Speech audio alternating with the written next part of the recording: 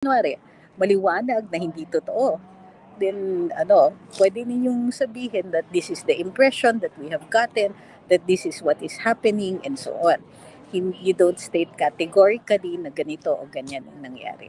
Sabi ni God is a perfect God. Di naman vloggers nagbubulgar sa issue nila sa droga sa Surigao. Mismong Surigao News ang nagre-report ng ganon. So you think this is about the Surigao issue? Posible, di ba? Kasi marami na nakaka-hurt nga sila. Naalala nyo, yung opening ni Congressman Abante na pati daw yung grammar nila ay kino-correct natin. Bakit naman hindi?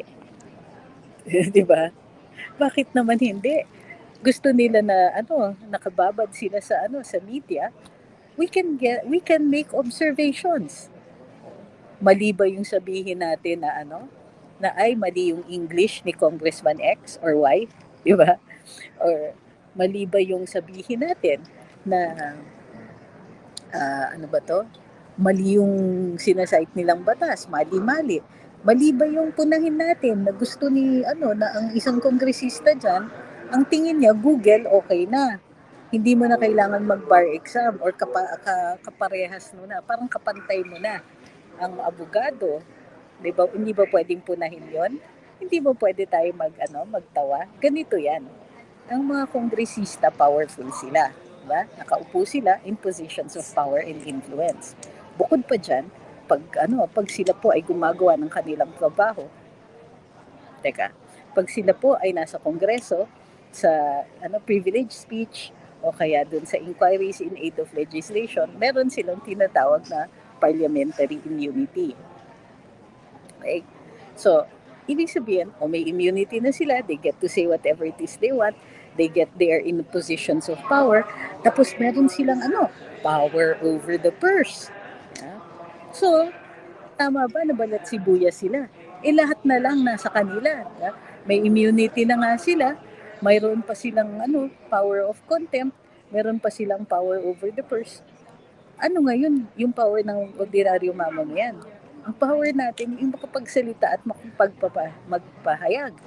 Yung karapatan natin magpulong-pulong. Karapatan natin to associate with other people. Karapatan din po natin ang magpetisyon for redress of grievances. So anong ibig sabihin ng ginagawa nilang to? In all of their power, sa tindi na nga ng kanilang kapangyarihan, nababalat sibuyas pa rin sila, natatamaan pa rin sila. And that's how the Constitution works, di ba? Ito nga po yung paraan para patas tayong lahat. Di ba demokrasya ito? O powerful ka nga, congressman ka nga, bayad, ang sweldo mo, bayad ng ordinaryong mamamayan. Ano yung sinasabi nila? Kapag ikaw ay sikat, mababato ka. So ito yung sinasabi din ng Korte Suprema.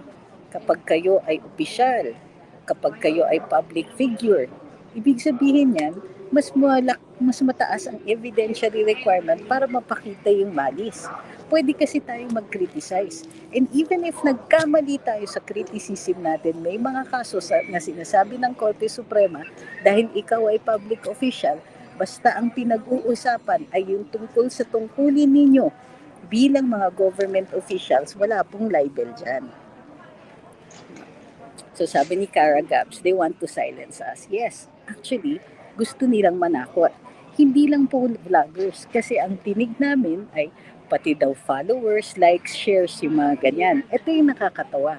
Nung ginawa po yung cybercrimes law, maliwanag na maliwanag doon sa mga diskusyon at sa plenaryo at sa mga debate na hindi kasama yung mga like, share, follows, mga ganyan.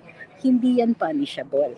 Kahit sabihin pa natin na mali yung post, kahit sabihin pa natin na may libel dun sa post, yung mga like, yung mga share, wala po yung criminal liability.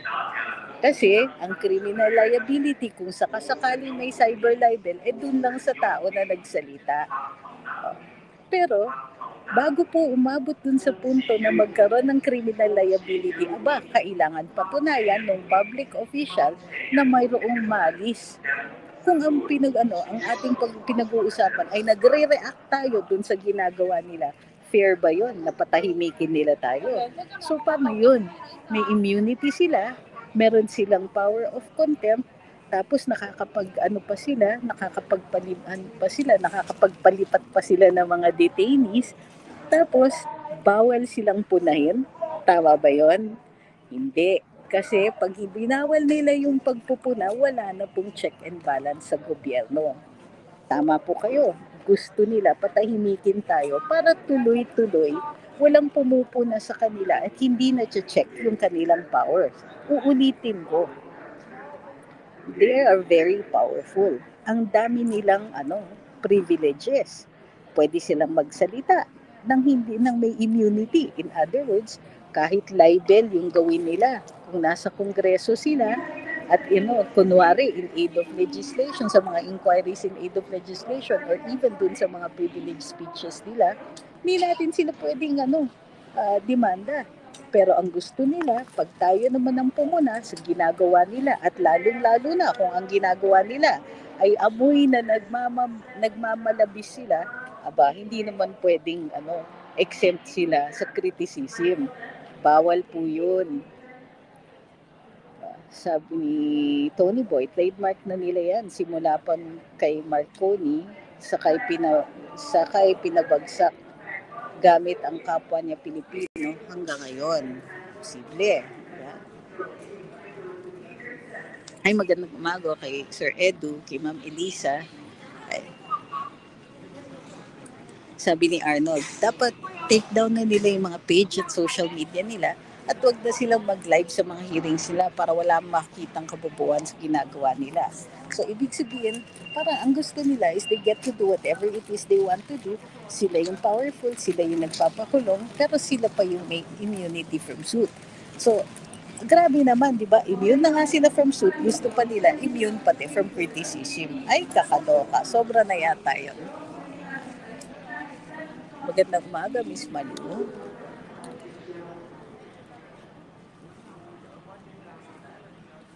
Sabi ni Tony Boy, kaya malakas ang loob ng mga yan kasi nasa likod si Kanak Biden. Ay, hindi na po totoo yan.